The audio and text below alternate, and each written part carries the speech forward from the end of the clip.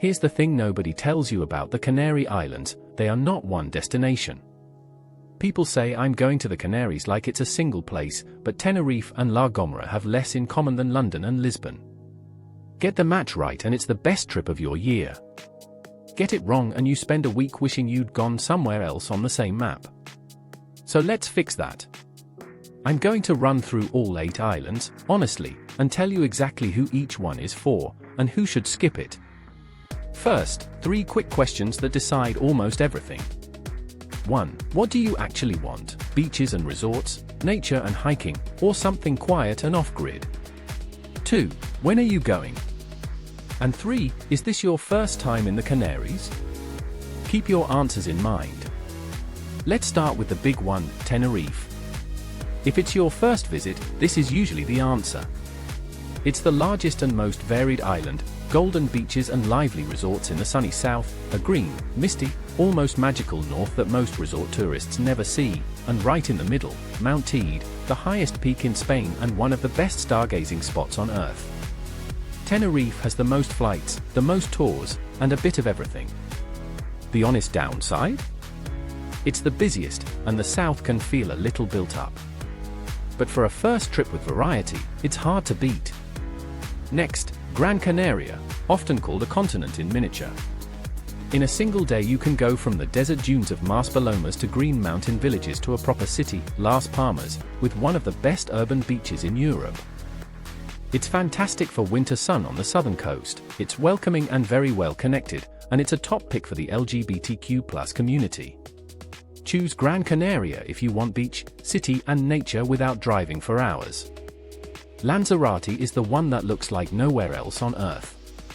A volcanic, almost lunar landscape, but shaped by the artist Cesar Manrique, so there are no ugly high-rises and no giant billboards, just white villages and this striking black and ochre terrain. The vineyards of La Graciosa, planted in pits of volcanic ash, are genuinely surreal. Go for Lanzarote if you love design, dramatic scenery, and something different. Skip it if you're after forests or big nightlife. Fuerteventura is about one thing done perfectly: beaches. Kilometers of white sand, turquoise water, and near-constant wind, which makes it the surf and kitesurf capital of the islands. It's the place to switch off and do gloriously little. But if you want museums, mountains, or nightlife, this isn't your island. Now the quieter 4, and if you want the real Canaries without the crowds, pay attention. La Palma, the beautiful island, is the greenest and most vertical of them all. It's a paradise for hikers, and it has some of the clearest night skies on the planet, a designated starlight reserve. The 2021 volcano is now part of its story, and you can walk guided routes around it. Choose La Palma for nature, hiking and stargazing. Skip it if you want resort beaches.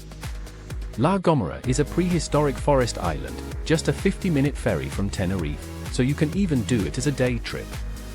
Its misty laurel forest, Garajone, is a UNESCO World Heritage Site, and the locals still communicate across valleys using a whistled language, El Silbo. Go for peace, hiking and something genuinely unique. El Hierro is the smallest, most remote, and most authentic, the Canaries as they were 40 years ago. It aims to run entirely on renewable energy, and its diving, in the Mar de las Calmas, is world-class and almost undiscovered. This is the island for divers and for travelers who want zero crowds and total escape. It's not for you if you want comfort and easy logistics. And finally La Graciosa, officially the 8th island since 2018, with no paved roads. You get there by a short ferry from Lanzarote, and you get around by bike or on foot. Empty golden beaches, a little sandy street village, and the feeling of stepping back in time. Perfect as a day trip or a proper digital detox. So, quick honest summary. First time, want a bit of everything? Tenerife. Beach, city and variety in one? Gran Canaria. Unique landscapes and design? Lanzarote. Pure beaches and surf? Fuerteventura. Hiking and stars? La Palma. Forests and quiet? La Gomera. Diving and total escape? El Hierro. Off-grid day trip? La Graciosa. One more thing. If you're chasing winter sun, and most of you watching from the UK are, the warmest, most reliable bets from November to March are Gran Canarias South and Lanzarote. Spring and autumn are the sweet spot everywhere, warm, and without the peak crowds. And a genuine plea from someone who lives here, these islands are busier than ever, and the people who call them home are feeling it. Come, absolutely, just travel with a bit of respect. Support local businesses, don't cram everything into one place, and you'll have a far better trip anyway. If this helped, tell me in the comments which island you're leaning towards.